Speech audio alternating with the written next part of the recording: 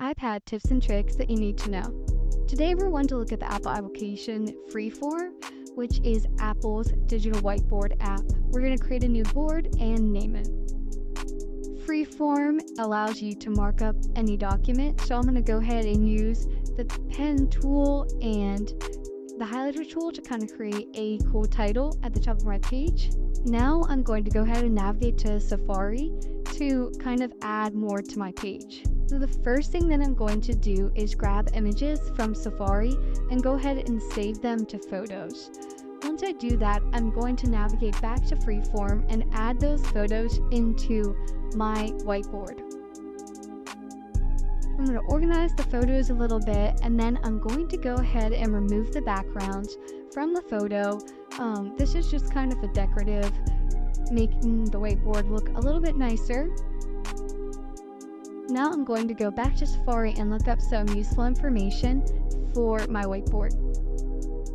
I'm going to copy the link of this website because I think it's really useful, and I'm going to go ahead and add this link to my whiteboard. So now, using the post-it note, I'm going to go ahead and label this link as an article on flowers, just to keep the board kind of more organized. I'm going to navigate back to Safari and go ahead and add a Quizlet page with different terms that pertains to the information, and I'm going to go ahead and add that link as well. And then again, I'm going to label that with the post-it note. I'm going to go ahead and go back to Safari, open another article, and then open it in reader mode, and then I'm going to go ahead and save that as a PDF to my files application. Using that Freeform tool, I'm going to go ahead and insert that document. Then, using the Freeform stickers, I'm going to go ahead and label that with a flower sticker.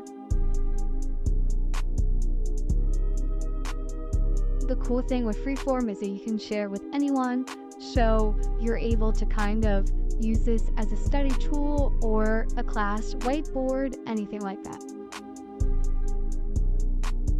That is how I use Freeform.